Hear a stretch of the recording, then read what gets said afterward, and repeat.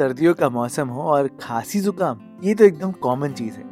तभी तो सर्दियों के मौसम में बढ़िया सूप बनाए जाते हैं।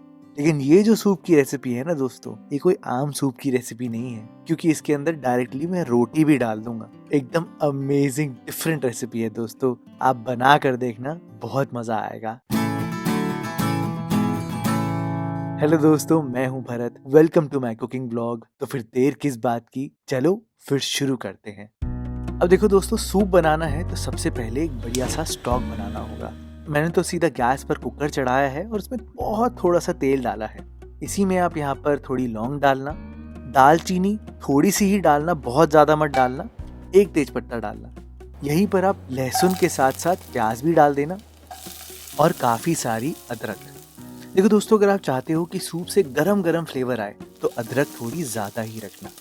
और अब मैं दिखाता हूँ आपको कि जो आप चीजें फेंक देते हो ना, उसी को सूप में यूज किया जाता है। तो ये है दोस्तों ब्रोकली की डंठल, जो पूरे स्टेम वाला पार्ट है ना, वो पूरा डाल दिया मैंने। प्याज के छिलके जो आप फेंकने वाले थे रूट के साथ। गोभी काट रहा था गोभी पेपर बनाने के लिए, तो गोभी की डंठल भी डाल दी मैंने। इसके साथ साथ धनिया की डंठल, हरे प्याज की जड़ें, एक पूरी गाजर भी डाली है मैंने काट के, सिर्फ 3 के आसपास मशरूम। देखो दोस्तों, ये सारी चीजों को अच्छे से धोकर वॉश करके डालना। मैं तो थोड़ी देर इनको गर्म पानी में छोड़ देता हूँ और फिर अच्छे से क्लीन करता हूँ। साफ भी हो जाते हैं और इनके अंदर बहुत ज्यादा फ्लेवर भी होता है। इसको यहाँ पर आपने 1 से 2 मिनट रोस्ट करना है और फिर यहाँ पर लगभग 1.5 लीटर तक पानी डाल देना। बस आप गैस को मीडियम लो फ्लेम पर रखना और ढक्कन लगाकर आधे घंटे तक आराम से पकने देना। बिल्कुल रिलैक्स होके, कितनी भी सीटियां आ जाए बस लो फ्लेम पर छोड़ देना। अपने आप ही आपका स्टॉक बढ़िया बन जाएगा। इस आधे घंटे में ना आप सारी तैयारियां कर लोगे। सारी कटिंग चॉपिंग, चाहे प्याज गाजर, जितनी भी वेजिटेबल्स यूज करनी है उनको आप काट के रख लेना। आप देखो साइड में यहाँ पर सीटियां भी आ रही है और मैं यहाँ पर सारी कटिंग चॉपिंग खत्म कर चुका हूँ। अब सीधा आते हैं रोटी वाले पार्ट पे। भैया, इस आटे का करना क्या है? मेरे पास 2 रोटी का आटा पड़ा हुआ है। ज्यादा आटे की आपको जरूरत नहीं है, लेकिन मैं आपको दिखा देता हूँ, इस आटे में लचक बहुत है। इस आटे को अगर आप डायरेक्टली सूप में डाल दोगे ना तो बहुत गड़बड़ हो जाएगी दोस्तों। मेरे कहने पे यहाँ पर थोड़ा सा सूखा आटा मिलाना और इसको खींच खींच के जोड़ने की कोशिश करना। बेसिकली आपको पूरी से भी ज्यादा टाइट आटा चाहिए। जितना आटा टाइट होगा उतना ही सूप में इसका टेक्सचर बढ़िया आएगा।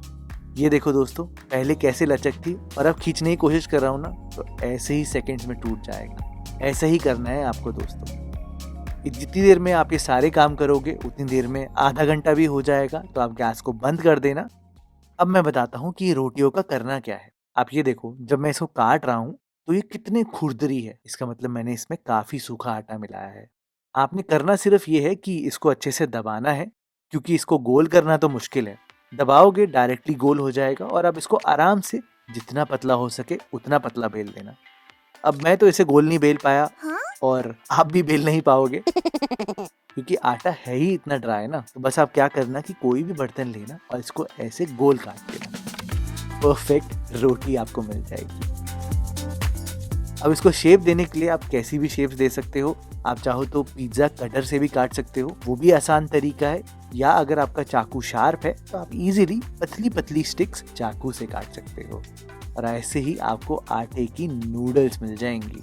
आटा इतना रिजिड होगा कि इतनी इजीली फटने नहीं वाला, तो बिल्कुल आराम से काम करना है ना। एकदम परफेक्ट नूडल्स, वो भी आपके गेहूं के आटे की। अब दोस्तों, रेसिपी बहुत आसान है। कुकर खोल के फटाफट से आपको स्टॉक दिखा देता हूँ। एकदम खुशबूदार सब्जियों के फ्लेवर से भरा हुआ स्टॉक है ये। आपने बस इसको छानना है और ये सारी सब्जियों का फेंक देना। अब कोई काम की नहीं है, क्योंकि सारे गुण तो इस पानी में आ चुका है ना। फटाफट से आप गैस को ऑन करते हैं, हाई फ्लेम पर रखना। और एक वॉक मैंने लिया है, इसमें आप थोड़ा सा मक्खन डालना और बहुत थोड़ा सा तेल। हल्का सा आपने मक्खन को गर्म करना है। फिर सबसे पहले आप यहाँ पर चॉप किया हुआ गार्लिक डालना, चॉप करी हुई अदरक डाल देना और इनको 30 सेकेंड्स तक रोस्ट जरूर करना, ताकि अपने फ्लेवर कंपाउंड्स जरूर छोड़े। मैंने यहाँ पर आधा प्याज डाला है चॉप किया हुआ। स्प्रिंग अनियन के साथ साथ गाजर भी यहाँ पर डाल दी है, एक छोटी गाजर है ये। और इन सब्जियों को कोई आपको बहुत ज्यादा रोस्ट नहीं करना, बस हाई फ्लेम पर हल्का सा टॉस करना है। रेस्टोरेंट में जब भी सूप बनता है तो एक्चुअल में तो सब्जियों को हल्का सा क्रंची ही रखा जाता है, और आप अपनी पसंद की और भी सब्जियां डाल सकते हो, जैसे कि मैंने ब्रोकली और कॉर्न भी डाला है। मशरूम मेरे को बहुत पसंद है सूप में, तो इसलिए मैंने डाला है। चाहो तो आप रख सकते हो, चाहो तो आप स्किप कर सकते हो। 1 से 2 मशरूम काफ़ी होंगे।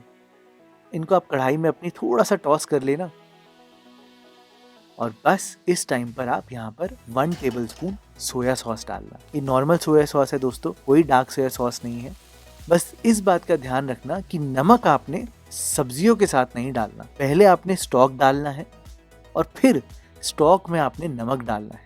2 चम्मच मैंने नमक डाला है, तो 2 चम्मच चीनी डाली है और भर के काली मिर्च डाली है। ये जो मैंने मसाले डाले हैं ना दोस्तों, लौंग, दालचीनी, काली मिर्च, ये आपके गले के लिए बहुत अच्छे हैं। अगर मेरी तरह दिल्ली में रहते हो तो पोल्यूशन के लिए भी बहुत अच्छे हैं। तो बस आप अपने सूप को अच्छे से पहले बॉईल होने देना।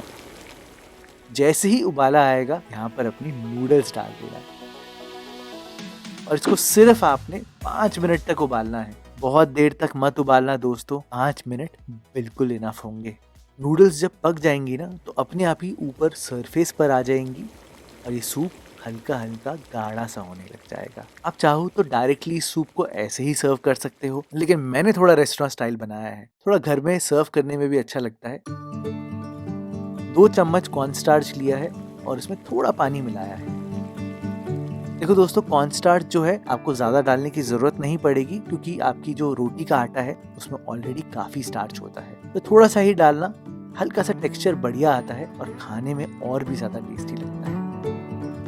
दैट्स इट दोस्तों, आप ये सूप बना कर देखना, पीते ही आपके शरीर में अच्छी खासी गर्मी आ जाएगी। इतना ज़्यादा हेल्दी है ये सूप दोस्तों, बहुत टेस्टी बनता है और सबको बहुत पसंद आएगा।